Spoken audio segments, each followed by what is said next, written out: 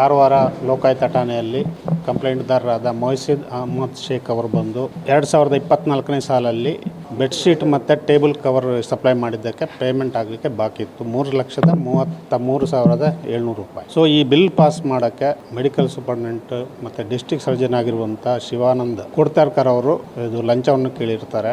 ಅಂದರೆ ಸುಮಾರು 50,000ವನ್ನು ಡಿಮಾಂಡ್ ಮಾಡಿದ್ದಾರೆ ಅಂತೇಳಿ ಒಂದು ಕಂಪ್ಲೇಂಟ್ ಕೊಟ್ಟಿದ್ದಾರೆ. ಮೊನ್ನೆ ಅವರು ಆಲ್ರೆಡಿ ಬಂದಾಗ 20,000ವನ್ನು ಕೊಟ್ಟಿದ್ದಾರೆ ಮತ್ತು 30,000ವನ್ನು ನಾನು ಆನಂತರ ಕೊಡ್ತೇನೆ, ಇವತ್ತು ಇಲ್ಲ ಅಂತೇಳಿ ಬಂದಿದ್ದಾರೆ. ಸೊ ಇವತ್ತು ನಾವು ನಿನ್ನೆ ಪ್ರಕರಣ ದಾಖಲಿಸಿ ಲಂಚಧನವನ್ನು ಸ್ವೀಕರಿಸುವಾಗ ರೆಡ್ ಹ್ಯಾಂಡ್ ಆಗಿ ನಾವು ಹಿಡಿದಿದ್ದೇವೆ. ಈಗ ಮುಂದಿನ ತನಿಖೆ ನಡೀತಾ ಇದೆ.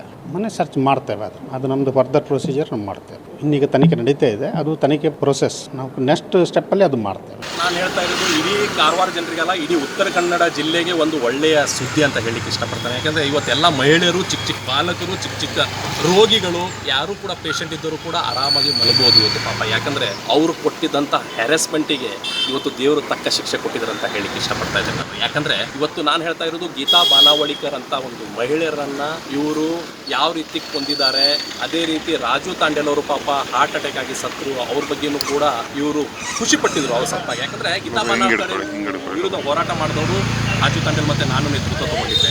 ನನ್ನ ಮೇಲೂ ಕೂಡ ಬಹಳ ಕೋಪದಲ್ಲಿದ್ದರು. ಯಾಕಂದರೆ ನಾನು ಈ ರೀತಿ ಮಾಡ್ತೇನೆ, ಆ ರೀತಿ ಮಾಡ್ತೇನೆ. ನಾನು ಲೋಕಾಯುಕ್ತಕ್ಕೆ ಕೂಡ ದೂರು ಕೊಟ್ಟಿದ್ದೇನೆ ಇವ್ರ ಬಗ್ಗೆ. ನಾಳೆ ಮಂಗಳವಾರ ದಿವಸ 15ನೇ ತಾರೀಕಿಗೆ ನಂದು ಕೂಡ ಲೋಕಾಯುಕ್ತ ನೋಟಿಸ್ ಕೂಡ ಕೊಟ್ಟಿದ್ದಾರೆ, ಇನ್ಕ್ವೈರಿಗೆ ಬರ್ರಿ ಅಂತ. ಆದರೆ ದೇವರ ಇಚ್ಛೆ ಇವತ್ತು ಘಟನೆ ಏನಾಗಿದೆ ಅಂದರೆ, ಮೋಸಿನ್ ಅಂತ ಒಬ್ಬ ಕಾಂಟ್ರಾಕ್ಟ್, ಅಂದರೆ ಅವರು ವಿಶಾಲ್ ಫರ್ನಿಚರ್ ಅಂತ ಅವ್ರದ್ದು ಟೆಂಡರ್ ಇದೆ. ಆ ಒಬ್ಬ ಯುವಕ ಪಾಪ ಆ ಒಂದು ಬೆಡ್ಶೀಟು ಮತ್ತು ಫರ್ನಿಚರ್ಸ್ ಎಲ್ಲ ಕಾಂಟ್ರಾಕ್ಟ್ ಇದೆ. ಆ ಯುವಕ ಸುಮಾರು ಒಂದು 4-5 ವರ್ಷದಿಂದ ಈ ಫರ್ನಿಚರನ್ನು ಹಾಕಿ, ಆದರೆ ಅವ್ರಿಗೆ 2024ರಲ್ಲಿ ಒಂದು 16 ಲಕ್ಷ ಟೆಂಡರ್ ಆಯಿತು. 16 ಲಕ್ಷದಲ್ಲಿ ನಮಗೆ 6.5 ಲಕ್ಷ ಕೊಡಬೇಕಂತ ಡಿಮಾಂಡ್ ಮಾಡಿದೆ. ಇಲ್ಲ ನಿನ್ನ ಟೆಂಡರನ್ನು ಪಾಸ್ ಮಾಡಬೇಕು ಅಂತ ಹೇಳ್ಕೊಂಡು ಒಂದು ದಬ್ಬಾಳಿಕೆ ಹಾಕಿ. ಆದರೆ ಆ ಪಾಪ ಯುವಕ ಏನು ಮಾಡ್ದ, ತನ್ನ ಹೆಂಡತಿಯ ಮಂಗಳಸೂತ್ರ, ಈಗ ಕಾಣಿಸ್ತಾರೆ ಅವ್ರ ಹತ್ರ ಎಲ್ಲ ಮಂಗಳಸೂತ್ರ, ನನ್ನ ಹತ್ರನೂ ದಾಖಲೆ ಸ್ವಲ್ಪ ಕೊಟ್ಟಿದ್ದಾನೆ ಪಾಪ.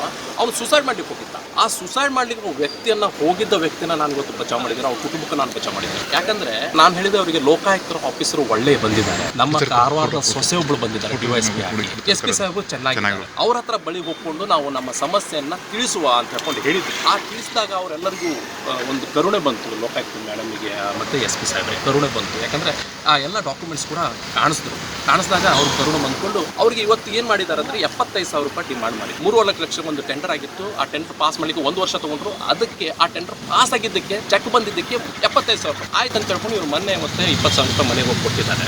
ಆವಾಗ 20,000 ರೂಪಾಯಿ ಅದು ಕೂಡ ರೆಕಾರ್ಡಿಂಗ್ ಆಗಿದೆ.